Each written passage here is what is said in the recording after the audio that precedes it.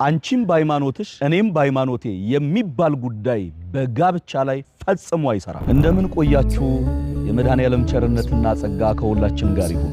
ውድ ኦርቶዶክሳውያን፣ አንዳንድ ጥያቄዎች በውስጥ መስመር እየመጡ በተለይም ደግሞ እንደ ካህንም በቤተ ክርስቲያን አገልግሎት ጊዜ ከሚገጥሙን ጥያቄዎች መካከል አንድ በጣም ትልቅ የሆነ ነገር ይነሳል። እሱም ምንድነው? አንቺም በሃይማኖትሽ እኔም በሃይማኖቴ የሚባል ጉዳይ ወይም ደግሞ የተለያየ እምነት አለን ግን አንድ ላይ ብንጋባ ምን ችግር አለው የሚል። አንዳንድ ጊዜ ምን ችግር አለው ማለት በራሱ ችግር አለው። ምን ችግር አለው የሚባሉ ነገሮች ብዙ ችግሮችን በቤተ ክርስቲያን ላይ አምጥተዋል እና በምን ችግር አለው የሚኬድበት ነገር አብዛኛው አደገኛ ስለሆነ ጥንቃቄ ያስፈልጋል። ሲቀጥል የእግዚአብሔር ታቦት ከጣዖት ጋር የሚያምን ከማያምን ጋር ምን ህብረት አለው? በእምነት ከማይመስሏችሁ ጋር በአካሄድ አትጠመዱ ብሎ ያዘዘን ቅዱስ መጽሐፍስ እንዴት ተረሳ? አንድ ኦርቶዶክሳዊ ከኦርቶዶክሳዊት ጋር፣ አንድ ኦርቶዶክሳዊት ከኦርቶዶክሳዊ ጋር ብቻ ጋብቻ ይፈቀዳል።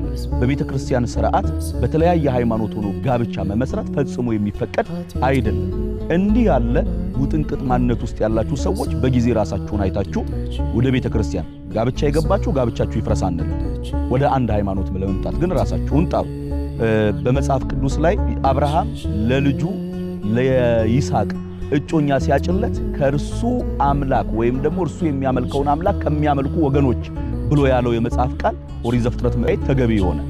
ስለዚህ የተለያየ ሃይማኖት ሆነን እንጋባ የሚል የሰነፎች ስንፍና ንግግር እንጂ የሃይማኖት መመሪያና የቤተ ክርስቲያን ትምህርት ፈጽሞ አይደለም። ልቦና ያድላል።